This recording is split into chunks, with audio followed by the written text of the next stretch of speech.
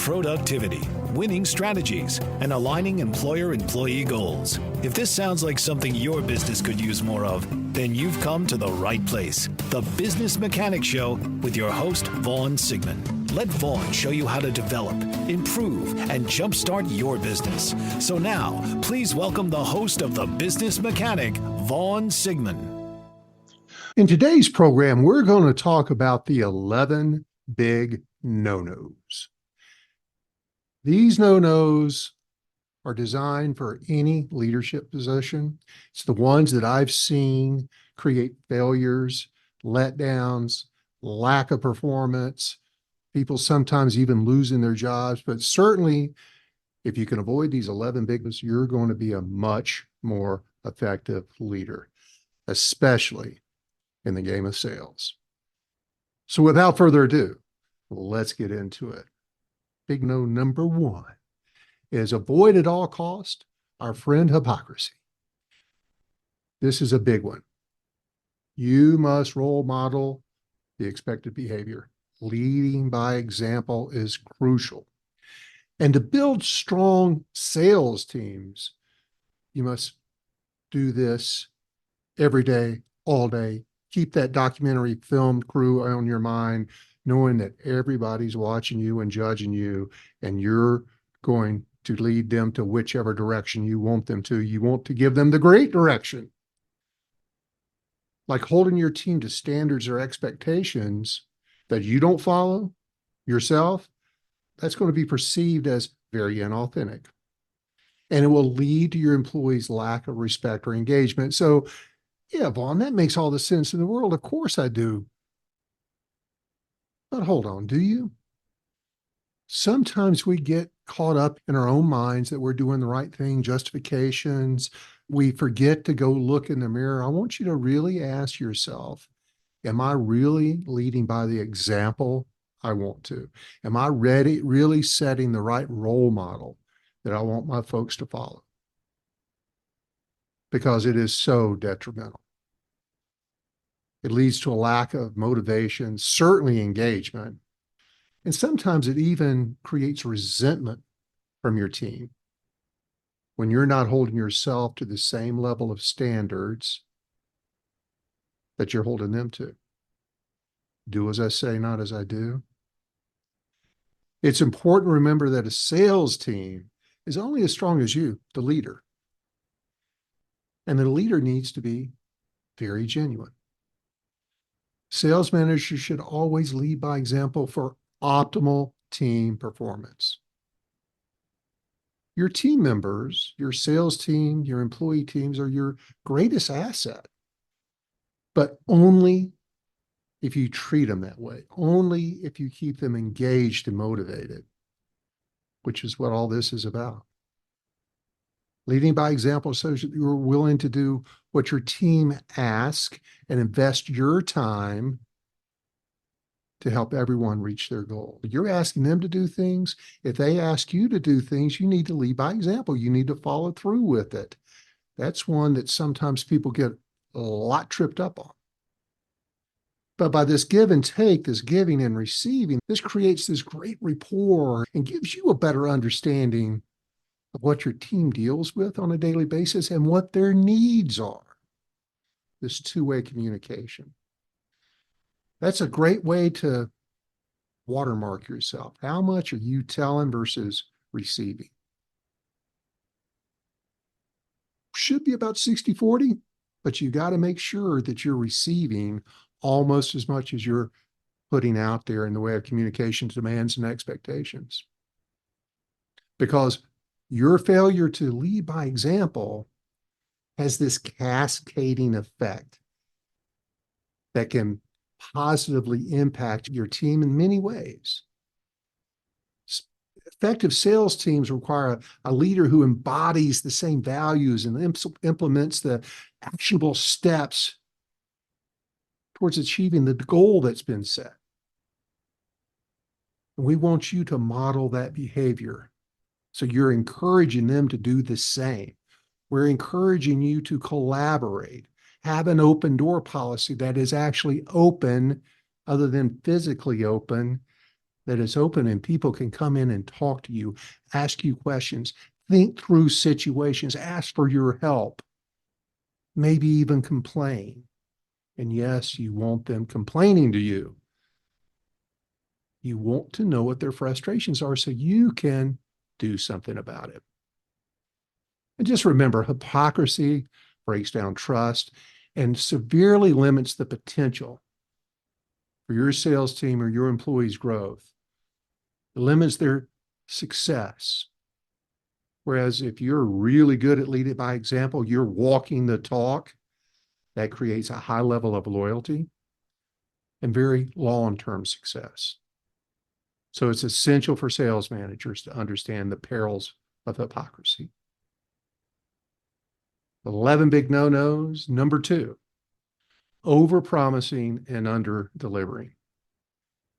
Making unrealistic promises or commitments that you either cannot or do not fulfill, that undermines and erodes the trust and authenticity again. As a sales manager, your primary role is to motivate your team, inspire your team, to get them to exceed revenue expectations, revenue goals, and drive business growth. And one of the biggest mistakes to cripple inspirationally is to overpromise and underdeliver. Don't make promises, commitments that you cannot fulfill. Now, it may seem like a harmless tactic, but it's like death from 1,000 cuts.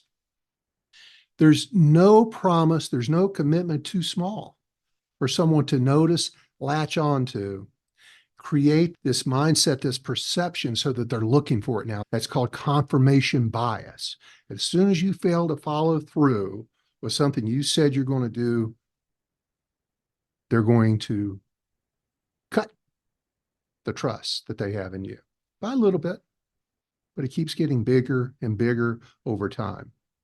And especially as they talk with each other, it creates a lot of long-term damage. So even little things add up. So be very careful. Your reputation is enormously important to your success, your team's success. You're managing their mind. 90% of their success is going to come between their ears. And even setting unachievable goals, you got to be really careful about that. This is where you've got to go to bat and fight the boss sometimes. Because as soon as you put an unachievable goal out there, you've got to own it. And if it's impossible from the start, you've just taken the wind right out of them. You've deflated that balloon of emotion, positive emotion. So they're going to try less from the beginning when there is a goal that they see and you really know is pretty unachievable. Don't take the steps or the mistakes that break down this trust. So hold yourself to the mirror test. Are you even making small commitments that sometimes you don't follow through with? Catch those. And if you're making a lot of commitments you're not following through with because you're busy, I get it. You've got a lot of things going on. You're being pulled in a lot of directions. You need to manage your time. You need to organize yourself to make sure that anything a team member has asked you to do is at the top end of the priority. Under-delivering and failing to meet their expectations allows them to have the attitude and the mindset that, why should I meet their expectations? They're not meeting my expectations. It's crucial to understand the ramifications of doing what you say you're going to do. Meeting targets, achieving deadlines, as you well know, in any industry is essential. But in sales, it can be the difference between staying afloat and sinking. Nobody gets paid until a sale gets made. You keep the lights on, my friends. And employees can be your biggest, greatest, most important asset, or they can be your biggest liability. And whichever side of the line they fall on is created by you. You are in 100% control of that. That's a tough one to swallow. They're a reflection of you and your leadership. Their success is your leadership success. And part of what drives that success is your ability to follow through with what you say you're going to do. So consistently, when they come through the door and they ask to have a problem solved, take action and hold yourself accountable. If you've got a skill gap there, let's work on that. Put that at the top of your list. You don't ever want to skirt your responsibility, especially for those team members that are maybe coming up fairly short. Those are the ones that you need to get turned around. And if you're letting them down because you don't like them, they don't deserve your time or your effort. Bad attitude, my friends. They deserve your effort more than anybody else because generally there's a skill gap, there's a mental block, a self-inflicting mindset that's creating the shortcomings in them. You've got to discover it, but you can contribute to it or you can improve it. So even these folks that you don't like a lot, you need to remind yourself, that's the ones that I really need to take care of. Especially when it comes to training. I talk to hundreds of sales professionals each year in recruiting efforts. And it is such a small minority of sales professionals that ever had any professional sales training. So they've got a skills gap. What they're doing today is based on what they've been doing, maybe not what they've been taught. They've made it up. It's on the job training. It's trial and error, which is the worst form of training on the planet. So if you've got skills gaps, you need to provide them with skills training. And if you've never had it, you need to get trained. Crack a book, take a course. You don't have to be the best salesperson. You just have to know the art and the process of selling better than anybody else so that you can help coach them to success. And if there are occasions that you can pitch in and help them out with these sales skills, hurrah for you. You just became a hero to them. Pitch in and help out, especially the underperformers. You want to show that you got their back. Help them achieve a goal. Help them learn from how you help them achieve that goal. But back to fulfilling your obligations, transparency and accountability are the key to all this. So that you are now winning the opportunity to ask them to do things. If they ask you to do things and you're not following through, they're not going to follow through with what you ask them. Trust begets trust. In order to be trusted, you have to grant trust. In order to be respected, you have to show respect. And this is one of those key fundamentals of showing respect. I can't warn you enough, has very far-reaching consequences, not only with the sales team, but with others in the organization too. Because you remember earlier when I said sometimes you have to go to battle for them, you want to make sure you're respected by the other departments too that support you. And doing what you say you're going to do is huge. You set the tone. Number 3, ignoring feedback. If someone brings some constructive feedback to you, that is so powerful. That's so valuable. And so often our egos block that feedback. We push back on that feedback. We take resentment. We take it personally, this feedback.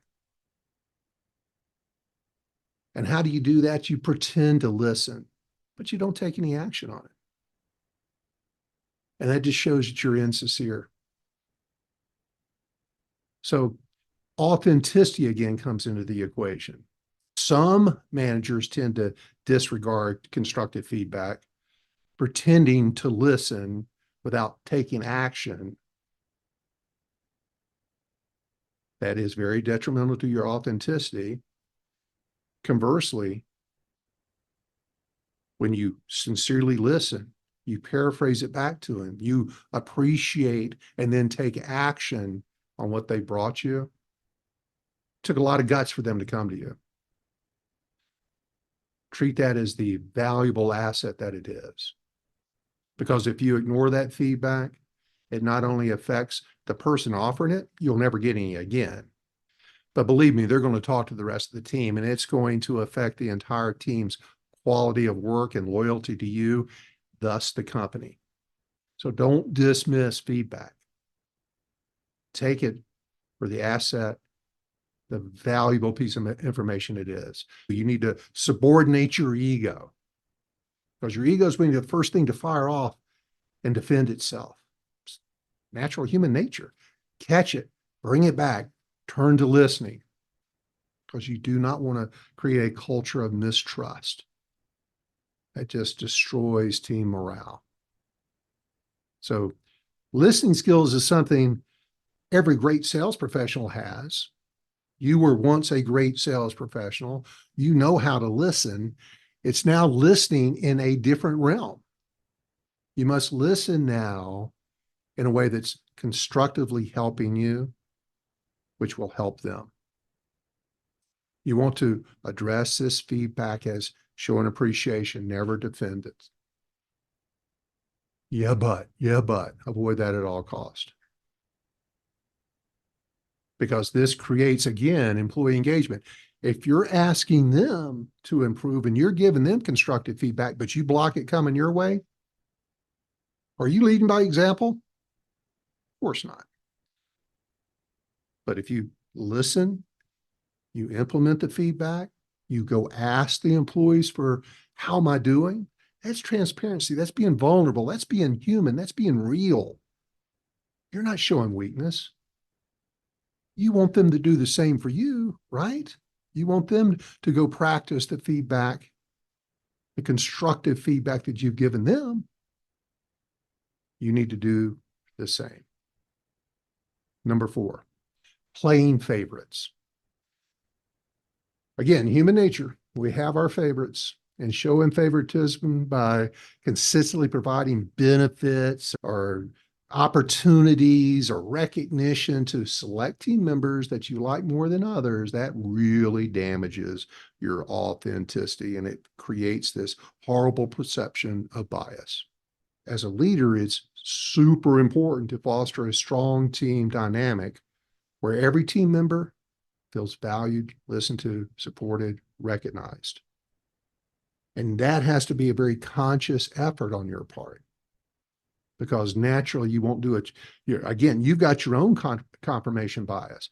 You're looking for the best people to give you reasons to compliment them. And you're also looking for your underperformers reason to give them constructive feedback. But you need to catch them in particular doing it, because that builds on further success. If they're doing it, you don't recognize it, you don't say anything about it, you're underperformers. You're undermining yourself. Again, they are only as good as you. That's what all this is about. Favoritism is a horrible virus that can creep into your leadership style, and you got to be aware that it's natural, and to become a lot more deliberate about making sure you're recognizing everyone equally, because it really damages your authenticity. And again, favoritism can be perceived as disingenuous or manipulative, which is highly detrimental to your leadership. And given additional days off or vacation days or perks in some way, new deals in some way to your favorites, and you create that perception of bias within your team, if they get wind that maybe you two are buddies or friends, that they're going to be looking for it. That documentary film crew is following you.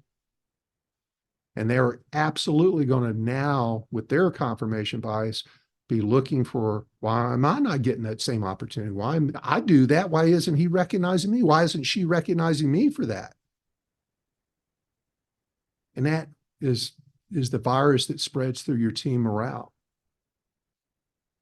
If they feel like they're being overlooked or undervalued, but they're working hard and you don't give them credit for that hard work, it hinders growth. And when you consistently provide across the board benefits, opportunities, recognition to just select team members, that unequal playing field, there's no group of employees I've ever worked with in all my years that fairness is more important to than a sales team. And if you're showing this favoritism or unfair advantages to anybody, even if it's just a perception, you need to be aware of it. Playing favorites as a sales manager is like sowing seeds of discontent and division within your team, where trust and camaraderie especially wither in the shadow of this bias, and it damages your reputation. So be real careful with it. Avoid showing favoritism. Go mirror check yourself on that. Number 5, lack of accountability. Failing to take responsibility for your mistakes or the team's mistakes, or even deflecting blame onto others. Again, natural. That's what our self-esteem wants to, when something goes wrong, look for somebody to blame it on. Great leaders take responsibility for it. Sometimes when they weren't directly responsible for it, but it was one of their people. It's one of their direct reports that was responsible for it.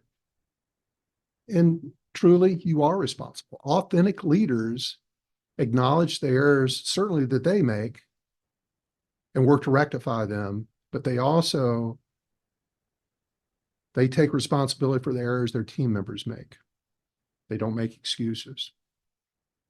And this accountability, owning your mistakes, is one of the most important traits a leader of any ilk can possess. You have to take ownership. And as soon as you make the mistake of deflecting blame onto others or failing to acknowledge mistakes, death by 1,000 cuts again. It undermines your authenticity, which leads to that lack of trust and respect from not only your direct reports, but the other supporting team members in other departments. And a lack of accountability can result in a breakdown of trust between departments, and especially even your boss. When things go wrong, own it. Even if you weren't directly responsible for it, own it. I got it. I'll take care of it. I'll make sure it doesn't happen again. That's gotten me out of more trouble in my career than anything I've ever done. It just stops the lecturer if your boss is chewing you out. I got it, boss. I'm going to fix it. And then I'd come up with, okay, how could I have prevented that? What was the root cause of that? What did I not do that allowed this to happen? It always comes back to you. Go look in the mirror. Because you do not want to allow this lack of accountability, ownership, to create a culture of negativity within your organization, within your team. And it'll spread further. Lack of accountability, especially as a sales manager, tarnishes your leadership like a ship without a rudder. You'll just be adrift in a sea of diminishing respect and trust from your team. The importance of being accountable cannot be overemphasized because it has a huge negative effect on the respect you get. Number 6, using buzzwords or jargon excessively. We all do it. Be aware of it. Overusing these buzzwords or corporate jargon without genuine understanding, and boy, you look like a fool if you use some of these buzzwords in the inappropriate place. It just makes you look very foolish. And you've fallen into a trap.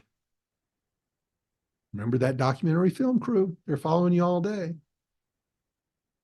And if somebody else knows what it means and you maybe only know partially what it means and you drop it in the wrong place, that's a scald. They're going to pick up on that. Then they're going to be looking for more of that in the future. Know what you know and accept what you don't know. Go find out. And if you're not 100% sure when the latest buzzword or jargon comes into your vernacular, better go look it up so that you can digest it and use it in the right places. And then you don't overuse it because that's just irritating. You don't want to irritate your team members and you may not be aware you're doing it. But this is one of the ways I've seen multiple times that somebody just wears on their team members because you use the same word over and over and over again. Look in the mirror. So you don't want them distracted by this. You want to keep the focus on achieving results. Number 7, micromanaging. Excessive micromanagement signals a lack of trust, plain and simple.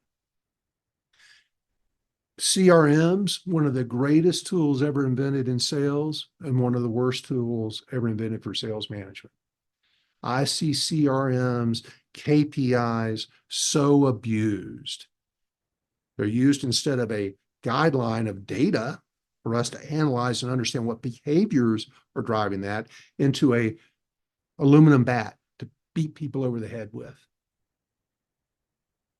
If you're overseeing every detail and you take away autonomy and creativity, they've got to do it exactly your way. That is a recipe for disaster. You're undermining yourself. Your way may have worked really well. It probably did. You wouldn't be asking somebody else to do it, but that was your way. Every salesperson has a level of creativity, and they've got to do it as they feel comfortable doing it. So don't try to command and control your way into them doing it the only way that you know how, which is your way. And also micromanaging every little detail, too many check-ins, too many corrections, it leads to a lot of burnout, and they just dread seeing you come. Every time the phone rings and it's you, they get a little sick. They get overwhelmed by all this, and they certainly feel undervalued. You get that recipe, you're going to have turnover. And sometimes turnover is good. Often it's bad. We learn by our mistakes. You cannot be risk avoidant. You have to take some risk to be an effective sales manager.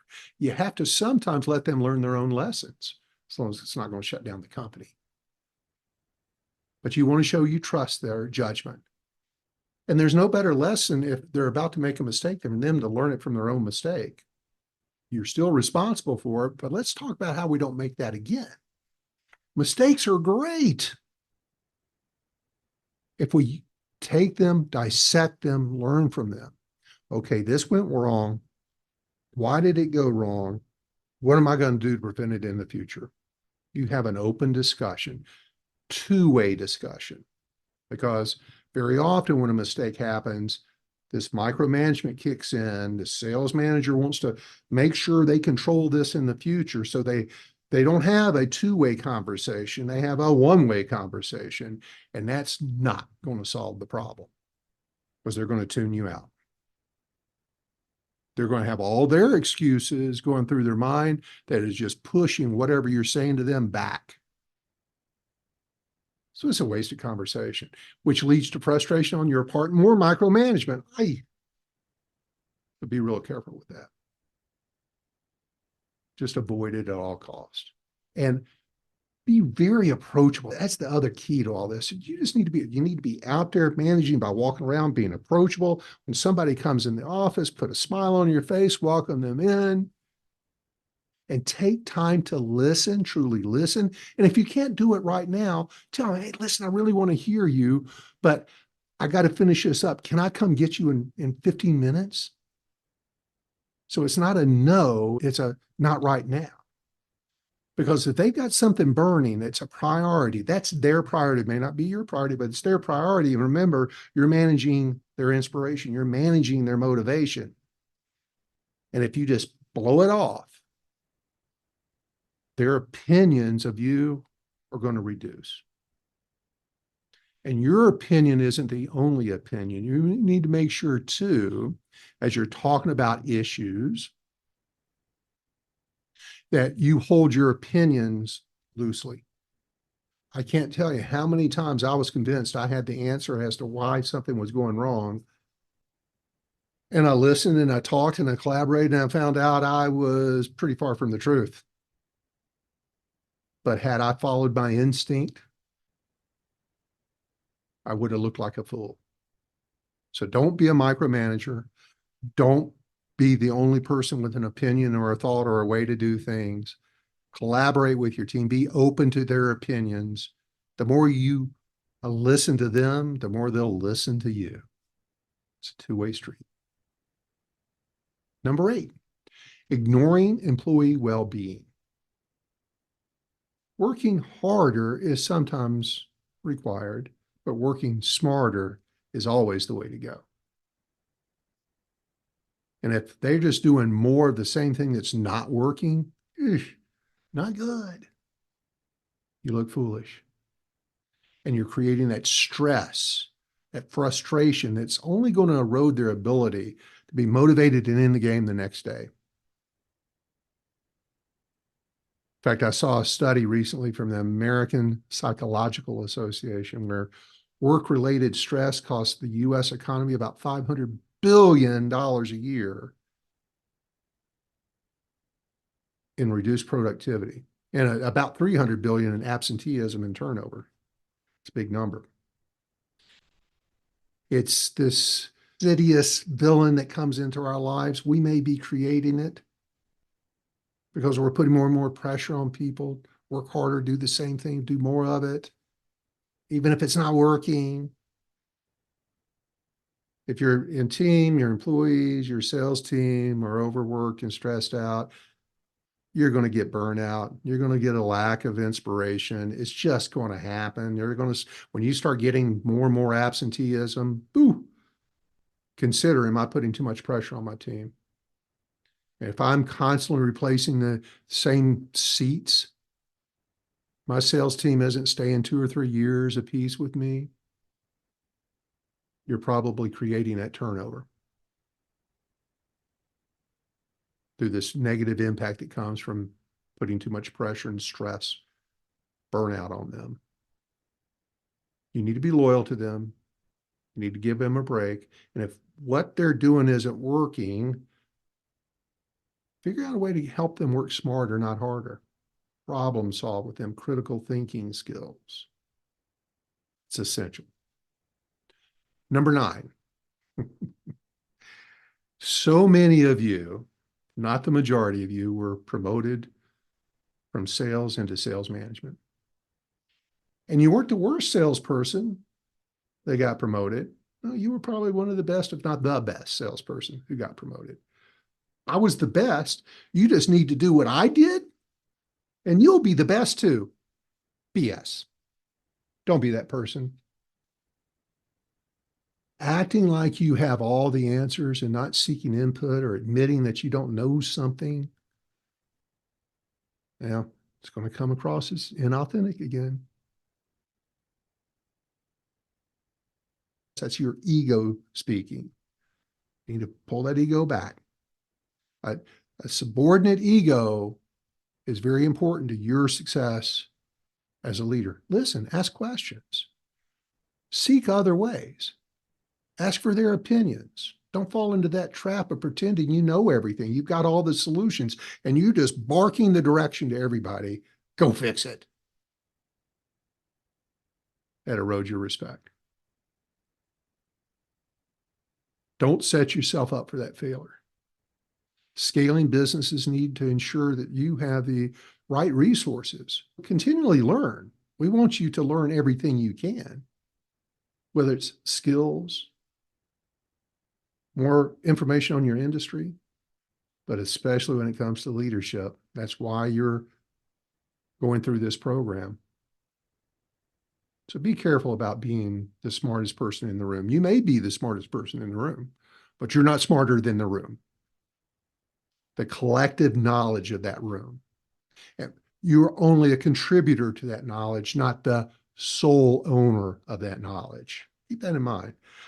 Never once that I can remember have I thought I had the answer, that I didn't turn it into a collaborative discussion, that I didn't get viewpoints or issues that I just had not thought of or I was unaware of.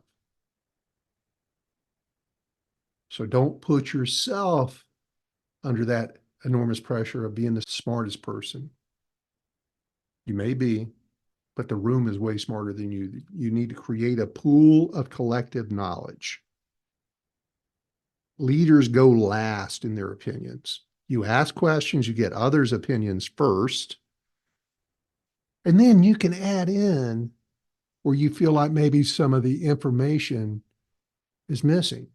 You'll be shocked at how much they know, but you don't know they know.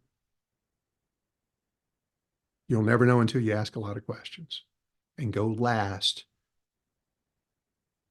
when you're trying to figure something out that requires your intelligence and your knowledge on something. That's being authentic. So don't pretend you know everything. The consequences are dire. And continue to work on your knowledge. Be a self-development leader. Number 10, manipulative behavior. Now, this is less common than the other 9 that I've talked about so far. But be careful and be aware that sometimes it can be perceived as manipulation or deceptive tactics, especially when you're trying to achieve some specific outcome. It can come across as unethical. Manipulative behavior is not only inauthentic in your approach to leadership, but it just creates false impressions. And you don't want to be perceived as cunning,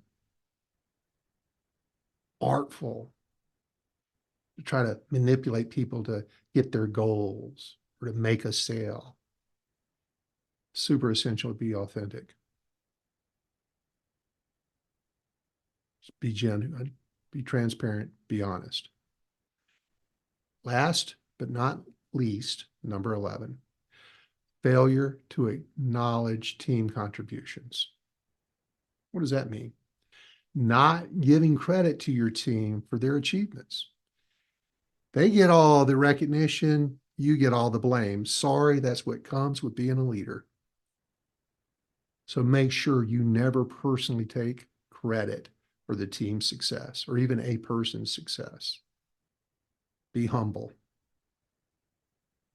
That is a huge contributor to morale. When your team is busted ass and you're receiving all the credit for it, and you're not giving the credit to your team members, oof, that's bad. That's bad juju. Has a very negative effect on their morale. And leaders who fail to give credit where it's due undermine their authority and authenticity. And it's so easy to spot. And it's icky to salespeople. Talk about that fairness thing again. Oh, they hate that ego. And they're just not going to follow you the way you need them to follow you. So make sure you're acknowledging your team's contributions. Even if you did have a lot to do with it, give the credit to the team. Wallow in your own success privately. Because if you're taking credit where the team has really contributed, they're not going to like you very much. And they need to like you. They need to respect you.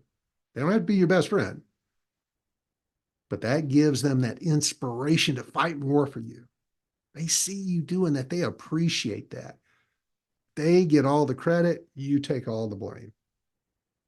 And when you develop that style of leadership, man, you're going to have a huge impact of success on your team. So let's wrap this up. Sales team success isn't solely determined by product knowledge or even sales techniques. It's overwhelmingly driven by attitude that resides between their ears. 90% of your team success is right here. It's like an inflated balloon. Your job is to keep it at the proper PSI. That drives success. Knowing that every now and then you need to take a little out, you need to be making a lot of contributions, that emotional bank account. Always remember, people don't work for companies, they work for people. Their success is a direct reflection of you and your leadership. So keep the proper PSI in that balloon, be contributing to it on a daily basis, catch them doing it right, manage by walk around, being open to feedback and ideas and opinions. Recognizing that this isn't all about coddling. Every now and then you're going to have to let some air out of that balloon. But if you keep making enough deposits, you don't deflate the balloon. One of the huge missteps many sales managers make is constantly taking air out of that balloon. So they feel beaten up and downtrodden and I can't do anything right. Avoid that. You need to create equilibrium. That leads the team to success. And you're in 100% control of that. Be true to yourself. It's an age-old adage, but it's significant to sales leadership. Authenticity and clarity of identity are defining traits of great sales managers. That's inspiring to a sales team. Salespeople crave genuineness, honesty, transparency, vulnerability, authenticity. Because when a sales leader is authentic, they create the proper environment for success, trust, and respect. It's enormous how it boosts the output of your team members. So keep up the good work. Keep working on this.